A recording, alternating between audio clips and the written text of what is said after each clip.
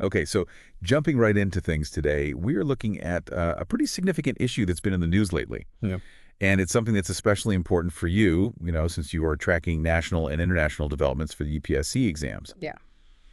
So today we're going to do a deep dive into India's efforts to get a global ban on the separatist group Sikhs for Justice. SFJ. SFJ, yeah.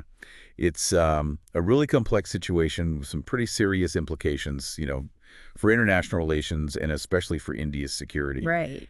So the discussion today is based on a recent article from The Hindu, so we are keeping it, really relevant to your UPSC prep. Absolutely. Yeah. So to start off, can you give us a quick overview of who SFJ is and what they're all about? Sure. So SFJ, or Sikhs for Justice, they're an organization that's advocating for, they want an independent Sikh state, which they call Khalistan. And one of their main tactics has been to organize these things they call referendums in a bunch of Western countries. Okay, so referendums in quotes, right? Yeah, exactly. Yeah, got it. So today we're really going to unpack India's efforts to ban SFJ internationally. Like, why is India pushing for this so hard? What roadblocks are they running into? And what are the potential consequences?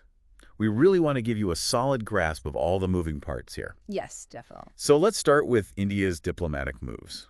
What have they been doing on the international stage? Well, they've been pretty active, that's for sure. Like just recently at the Rasina dialogue, the Indian government really doubled down on their demand for a ban on SFJ. They were specifically talking to the US and New Zealand. So it's not just talk, they're really taking action. Oh, yeah, definitely.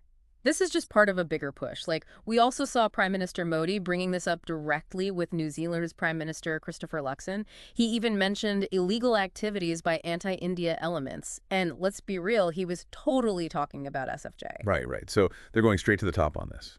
Exactly. And it's not just New Zealand. They're doing the same with the U.S., too. Defense Minister Rajnath Singh had a conversation with Tulsi Gabbard, the U.S. Director of National Intelligence.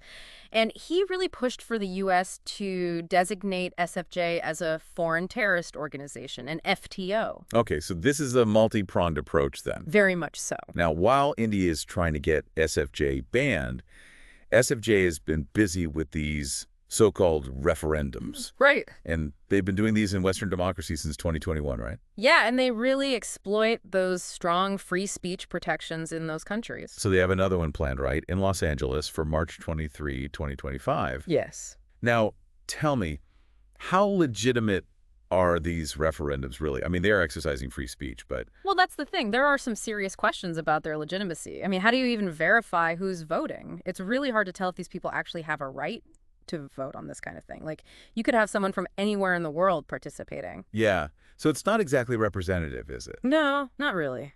Okay, so here's the big question, the one I'm sure everyone is asking. Why haven't countries like the US, New Zealand, and Canada just banned SFJ already?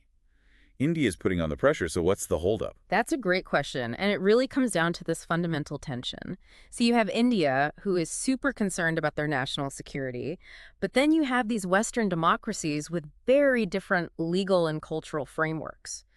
So it's not that they're just hesitant, it's that they have these deep-rooted principles about freedom of expression. Right, they can't just throw that out the window. Exactly. Like, remember when this came up with New Zealand's prime minister? He basically said, look, free speech is kind of our thing. And that's true for a lot of Western countries. They're very careful about restricting speech, even if it ruffles some feathers. Yeah, free speech can be messy sometimes. It definitely can be. And then you have those investigations that came out in 2023, right? The U.S. and Canada were looking into claims that Indian agents were involved in plots against Khalistan activists. Yeah, that definitely complicates things. I bet that makes them even more cautious about agreeing to India's demands. Absolutely. It makes sense that they'd be hesitant. So, on top of everything else, there's a perception in some of these Western countries that SFJ, while maybe annoying or provocative, isn't really breaking any laws. Yeah, it all boils down to how you interpret the threat, right? Is it a genuine threat that needs to be banned? Or is it just political expression? They have very different ideas about that. And it's interesting how some foreign governments view G.S. Pannon, the founder of SFJ. He makes these big statements, sometimes even threats, but they don't really take him seriously. Yeah, it's kind of weird, right? He's saying all these things, but they see him as all bark and no bite.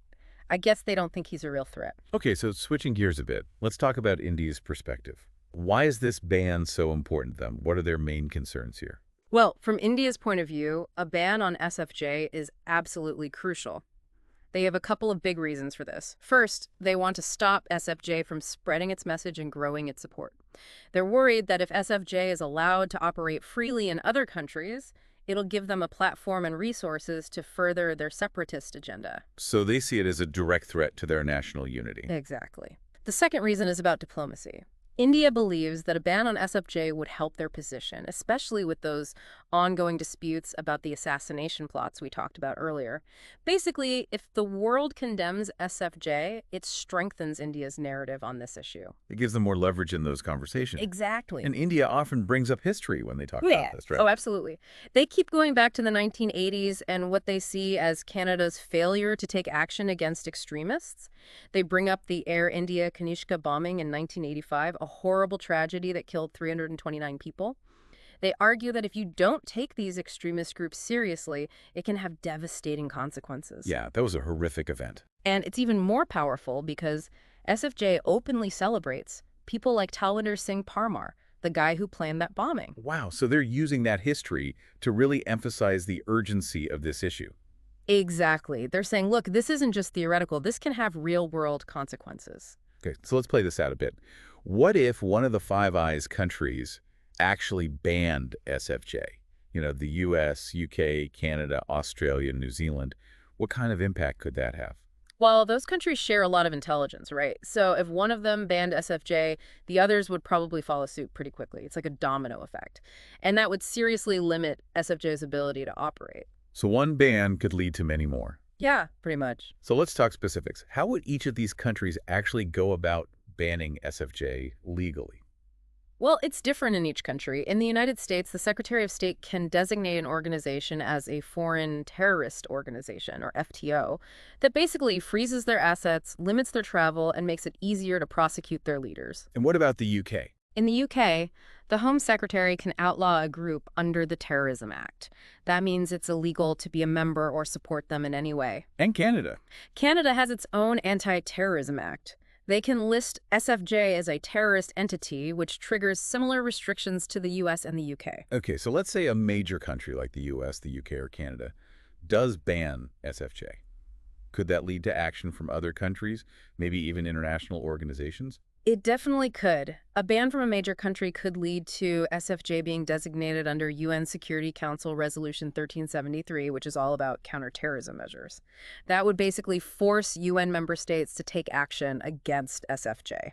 So it really put the squeeze on them. Yeah, and there's also FATF, the Financial Action Task Force. They set standards for fighting money laundering and terrorist financing. If they got involved, it would isolate SFJ even more. So a single ban could snowball into something much bigger. Definitely. Okay, last question. What's India doing domestically to counter SFJ within their own borders?